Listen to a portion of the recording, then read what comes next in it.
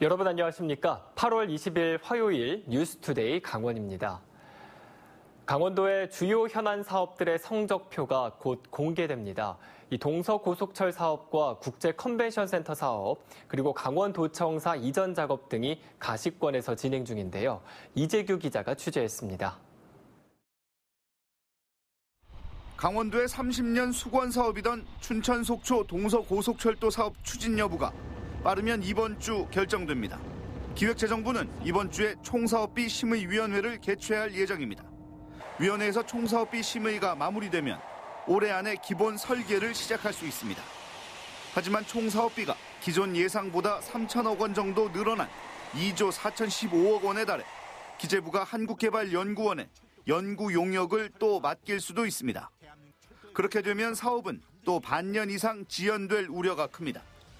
강원도청사 이전 문제도 2천억 원 이상 사업비가 드는 큰 사업입니다.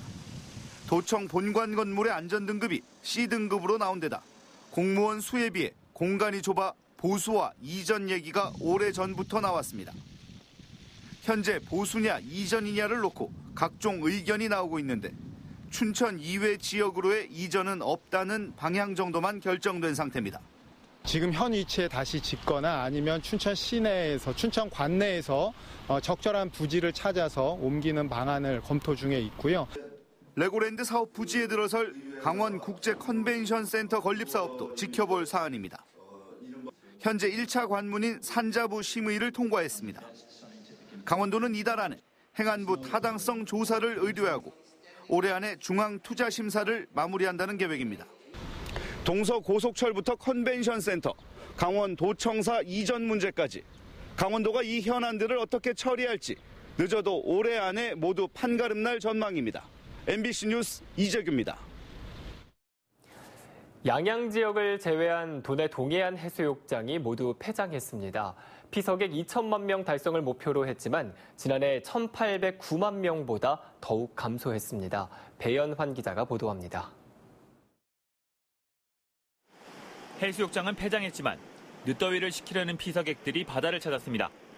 공무원 등 운영 인력이 모두 철수했고 지원시설 등도 대부분 철거를 마쳤습니다. 동해안 해수욕장이 대부분 폐장한 가운데 올해 피서객 수도 지난해보다 줄어든 것으로 나타났습니다.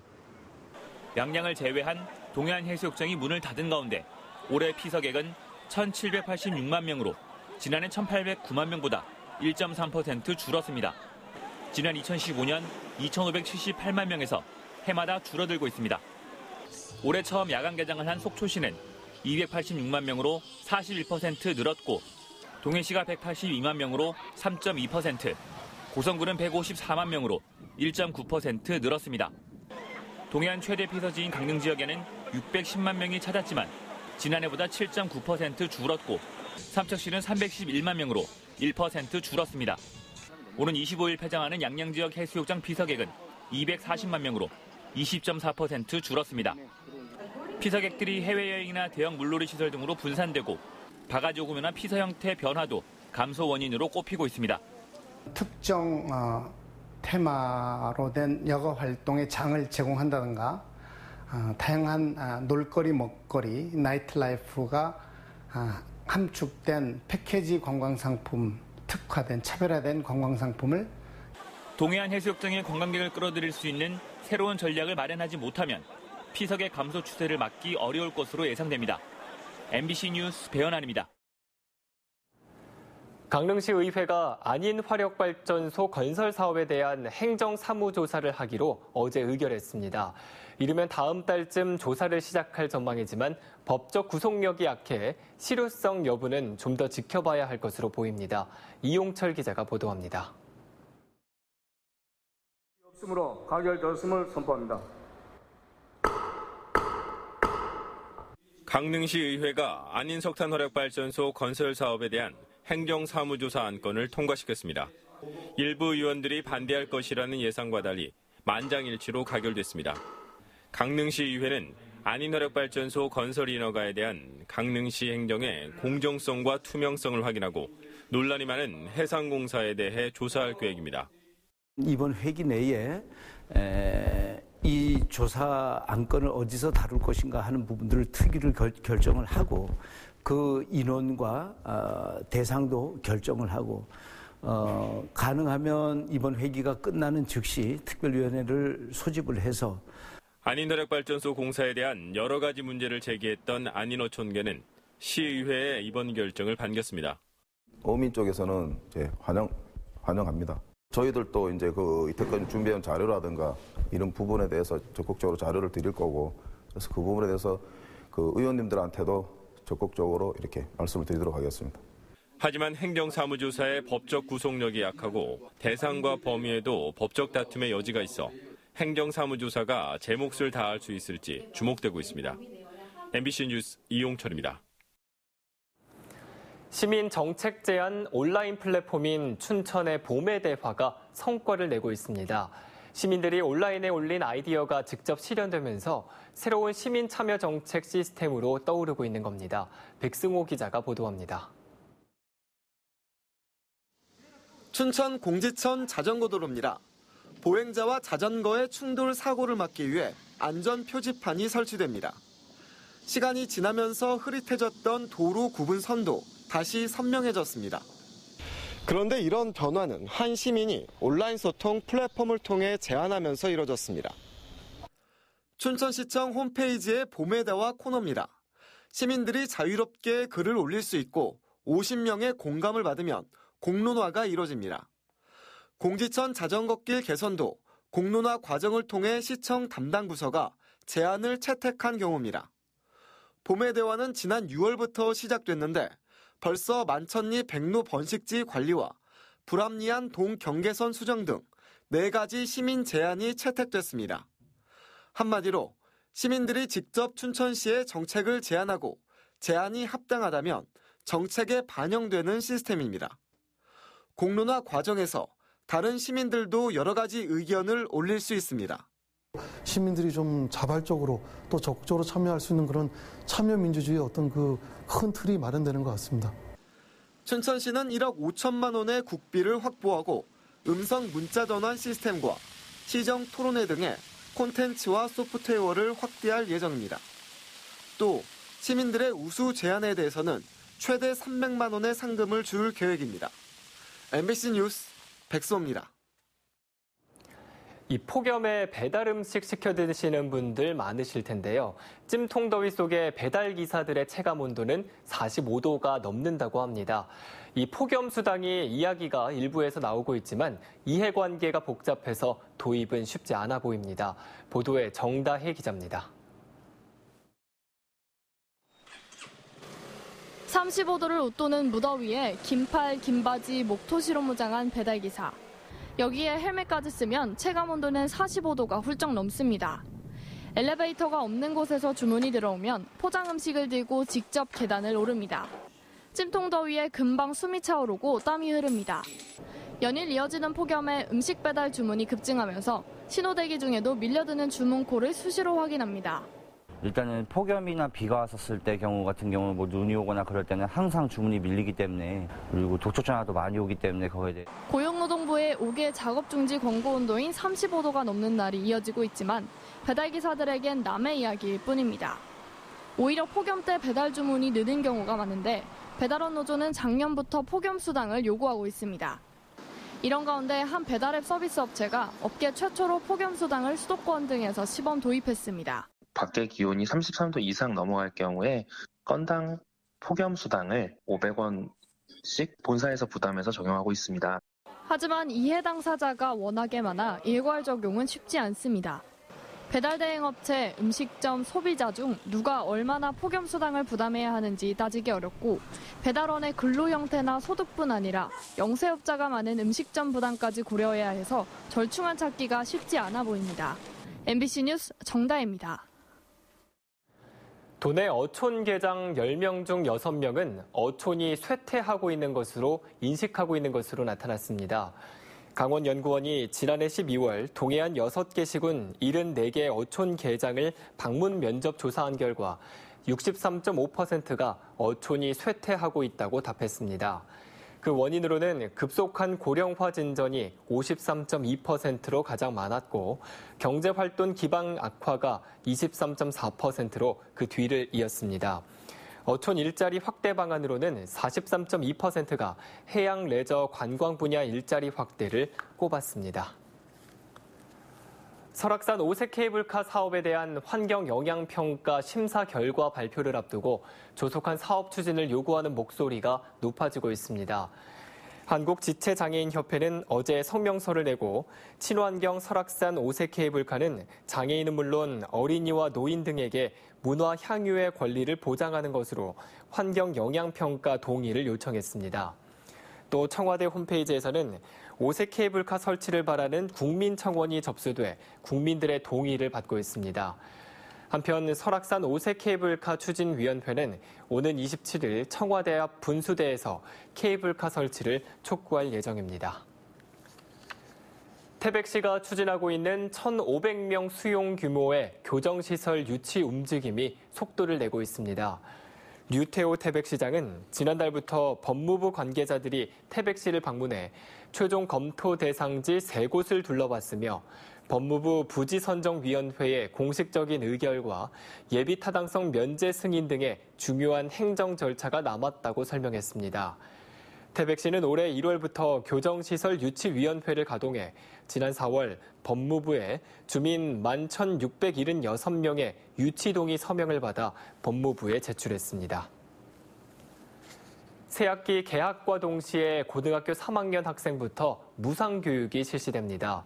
교육부에 따르면 도내 1,382명 등 전국 고3 학생 43만 9,700여 명이 마지막 학기에 수업료와 학교 운영 지원비, 교과서비를 지원받습니다. 앞서 강원도교육청은 올해 7월 추가 경정 예산을 통해 도내 고3 무상교육비 55억 원을 확보해 지원합니다. 이에 따라 학비 부담액이 가장 큰 시지역 일반계 고3 학생의 경우 2학기 학비 59만 7,400원을 지원받을 수 있게 됐습니다. 다음 달부터 아동수당 지급 연령이 만 7살 미만의 아동으로까지 확대됩니다. 기존 아동수당 대상은 만 6살 미만 아동으로 소득 재산이 하위 90%에 속해야 했지만 올해 초 아동수당법이 개정되며 부모 소득에 관계없이 만 7살 미만 아동에게 월 10만 원씩 지급됩니다. 기존에 아동수당을 받다가 만 6살이 돼 지급이 중단됐던 아동은 읍면동 사무소에서 직권으로 신청해 별도 추가 신청이 필요 없지만 해외 거주와 소득 초과 사유로 수당을 받지 않았던 가구는 직접 신청해야 합니다. 도내에서 발생한 보복운전 범죄가 조금 증가한 것으로 나타났습니다. 대한정치연대 정인화 국회의원이 경찰청으로부터 제출받아 분석한 자료에 따르면 2017년 도내 보복운전 범죄 건수는 71건, 지난해에는 85건으로 20%가 증가했습니다. 경찰은 2017년부터 특정인을 자동차로 위협하거나 진로방해, 고의급제동, 폭행, 협박 등을 한 경우를 실무상 보복범죄로 분류해 통계로 관리해 오고 있습니다. 전국적으로는 2017년 4,432건, 2018년 4,403건으로 소폭 감소한 것으로 나타났습니다. 원주시가 도내에서 처음으로 도입한 공영버스, 누리버스의 이용객이 늘고 있는 것으로 나타났습니다. 원주시에 따르면 운행을 시작한 지난 5월 7,700여 명이었던 이용객이 6월에는 9,300여 명으로 늘었고 버스 2대를 추가 투입하고 운행 노선을 확대한 지난달에는 11,400여 명까지 증가했다고 밝혔습니다. 원주시는 누리버스가 대중교통 사각지대에 있는 시민들에게 도움이 되고 있다고 보고 버스 증차와 노선 확대를 검토하고 있습니다. 국내 서량 위주의 딸기 편중 재배를 해결하기 위해 농촌진흥청이 개발한 알타킹 품종이 횡성에도 도입됩니다. 알타킹은 서량보다 단단해 수출에 적합하고 크기가 크고 당도와 산도가 높은 것으로 평가받고 있으며 횡성 지역에서 국비를 지원받아 올해 시범 재배됩니다. 횡성에서는 지난 2015년부터 3,300제곱미터에서 겨울철 딸기가 재배돼 농한기의 새로운 소득 작목으로 자리 잡고 있습니다.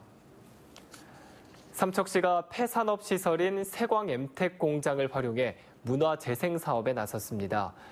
삼척시는 문화체육관광부의 공모 사업으로 추진하는 폐공장 바이오 아트 사업을 위해 실시 설계 용역에 착수하고 올 연말쯤 공사를 착공할 계획입니다. 삼척시는 58억 원의 사업비를 들여 삼척항 인근에 있는 구 세광 엠텍 공장을 활용해 문화예술 전시공간과 공연시설을 조성하고 주민과 관광객들이 참여하는 체험 프로그램을 운영할 계획입니다.